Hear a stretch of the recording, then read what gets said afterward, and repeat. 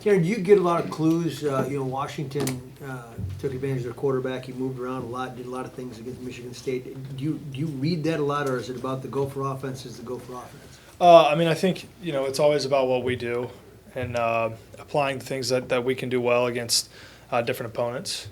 And our coaches do a great job of game planning us to have success, and whatever things that they find where we can have success as an offense. Definitely we'll practice that and do everything we can to make that work on Saturdays. But at the end of the day, the players, we have to execute what plays are called, and at the end of the day, we got to do what we do well. So it's all about execution. And but the thing I do know is our offensive coaches, Coach Straka, put us in great opportunities to be successful, and love putting us in advantageous positions to go make plays.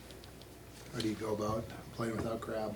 Yeah, I think, obviously he's a very important piece of our team, and will continue to be that for the entire year with who he is as a leader and what he means to our guys. And I think for us, it's just, you can't replace Crab, if that makes sense. But we have a lot of guys that can go and make plays, and they're ready for their opportunities. And, we've been seeing that all year already, too, with the guys going and making plays. And so we just got to continue to step up in that way. And, again, you don't replace a guy like Seven, but just got to continue to step up in leadership roles, especially in the wide receiver room. And, I got to help those guys out with things like that. But, you don't replace who Chris is in terms of on-field kind of the leadership he brings. But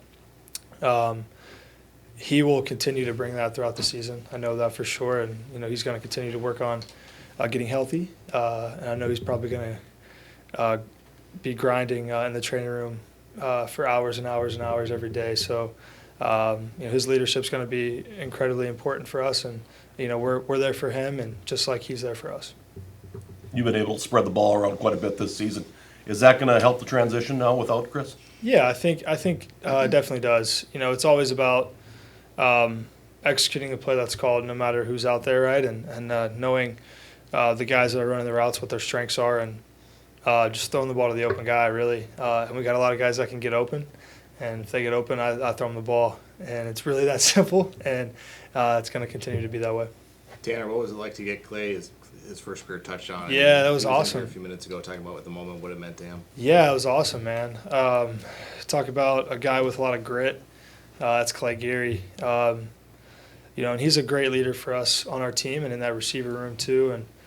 And just kind of everything he's been through in the last year, just fighting to have opportunities to get on the field. And, he's done a great job this whole year. And to be able to pitch him a tutty was pretty special for me, as I'm sure, and I know it was special for him. But super proud of him. And I know he's going to continue to get better and continue to work and be a part of this team. And, he's done a great job, and super excited for Clay.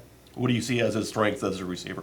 Yeah, I think, first, for me, I see the leadership that he brings to the guys, which is a huge asset for us. And then secondly, he's very calm, cool, and collected. He knows what he's doing, and he's been able to use separating routes, separating moves to get open. And then his yak has been awesome this season too. And his touchdown was a contested catch, back in the end zone, get his foot down. So it was definitely awesome to see. I think he started last week, right? Maybe. Yeah, he did. So is he, even without Chris's injury, was he a guy that was kind of emerging anyway as a target for you? Yeah, absolutely. What's cool is we have a lot of guys that have earned the right to get the ball thrown to them, have earned the right to be on the field for us on Saturdays.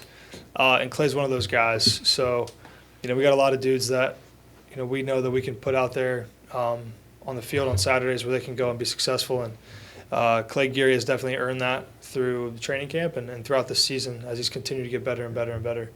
What did you see on Dalen's catch when you threw Yeah, it? it was, arms fully extended, and then to be able to get his foot down on that is pretty special. That's who Dalen is, and he's gotten, again, so much better throughout even this year.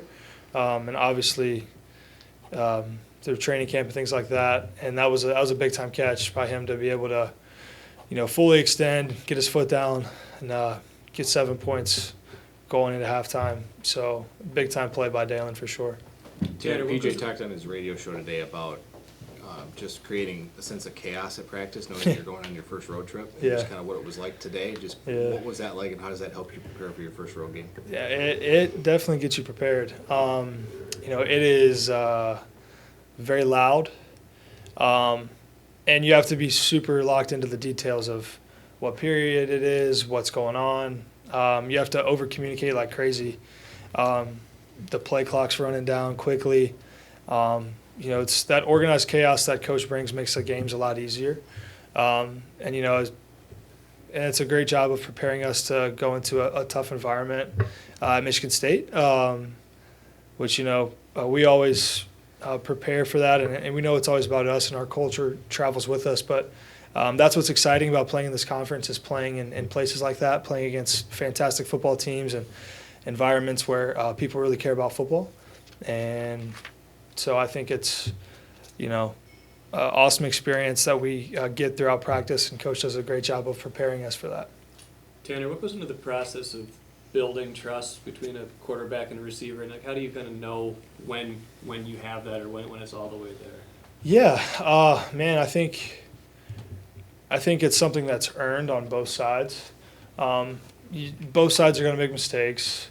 Both sides are going to fail, and having the communication of like, hey, that's my bad, that's a huge part of it. And I think secondly, it comes through a lot of work. It doesn't happen over 1 week. It doesn't happen over whatever. But that's why we throw routes all winter. That's why we throw routes in the spring. That's why we throw routes in the summer, is to build that trust with every single guy in that unit, and they have trust in us to be able to distribute the ball to them. And, it's over time continuing to do the same routes, getting every route in the route tree and feeling confident in this guy's ability. They feel confident in us delivering the ball to them, that we've got the reps in it. We've done it times and times again, and that's what builds trust.